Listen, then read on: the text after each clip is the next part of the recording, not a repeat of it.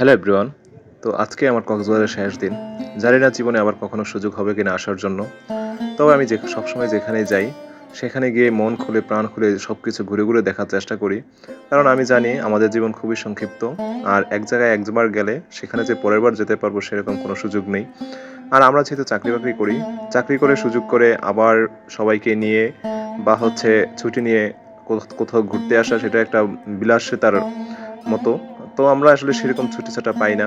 আর ছুটি পেলেও দেখা যায় ফ্যামিলির সাথেই সময় কাটাতে বেশি পছন্দ করি। তো কোথাও যে ঘুরতে যাবো সেই সুযোগটা আর হয় না। তো সেই কারণে ভেবেই নিয়েছি যে কক্সবাজার এবার চাকরি সূত্রে আসতে পেরেছি। জীবনে আর কখনো সুযোগ হবে না। সেরকমভাবে ঘুরে ফিরে দেখার চেষ্টা করেছি। তো যাই হোক, আজকে আমার শেষ দিন। তো খুবই কষ্ট হচ্ছে যে আসলে যেই কয়দিন ছিলাম খুব ভালো ছিলাম এখানে। আর খুব মন খুলে ঠিক থাকতে পেরেছি। তো কক্সবাজার থেকে আসলে আমার বাড়ি যাচ্ছে চাঁদপুরে। তো চাঁদপুরে যাওয়ার প্ল্যান আগে। তো চাঁদপুর থেকে হয়তো অফিসে যাব। আর যদি সব ঠিকঠাক থাকে তাহলে হয়তো আগে বাড়িতে যাওয়ার একটু চেষ্টা করব। কারণ গত ২ থেকে ২.৫ মাস যাবত আমি আসলে বাড়িতে যেতে পারি নাই। তো পরিবারের সাথে আসলে সময় কাটাতে আমরা সবাই পছন্দ করি। তো আমাদের আসলে সময় সুযোগ হয় না। সেই কারণে আসলে খুব ভালো করে সময়টা কাটাতে পারি না। তো যাই হোক, এখন একটু অন্যরকম চিন্তাভাবনা করে চলে আসলাম বাড়িতে। তো বাড়িতে যাচ্ছি, এখন আছি অটোতে। তো দেখতে পাচ্ছেন ১ম এ এই লাস্ট ২ মাস যাবত আপনাদেরকে খুব সুন্দর কক্সবাজারের বিভিন্ন ভিউ এবং কক্সবাজার সমুদ্র সৈকত ঘুরে ফিরে দেখিয়েছি। তো আজকে একেবারে সোজা কক্সবাজার থেকে চলে আসলাম চাঁদপুর। এখন শুধু আপনাদেরকে নদী দেখানোর পালা।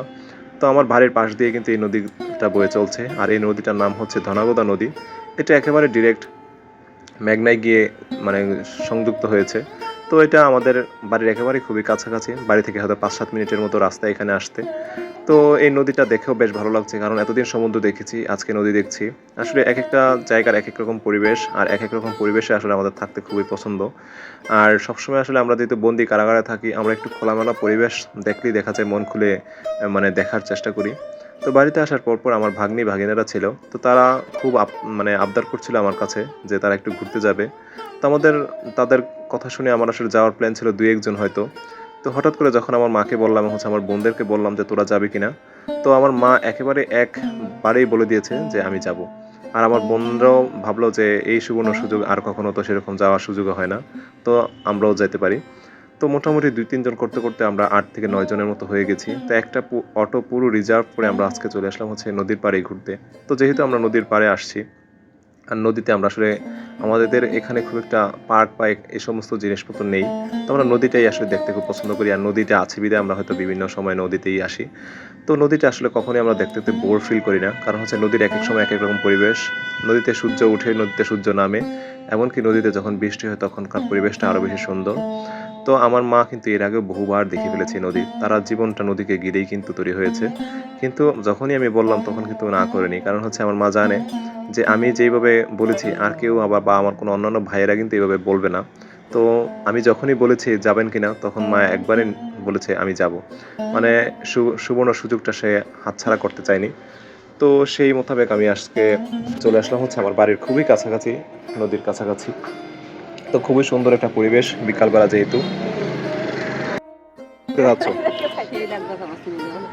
হ্যাঁ? মানে তোর মতো আজ জীবনে মনে নাই কেউ।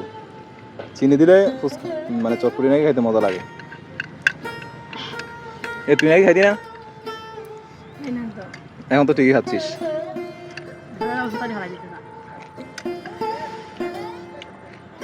কি অব্র অব্র বেশি মজা লাগে?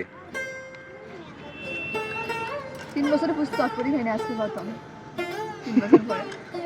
তোর শেষ? নাও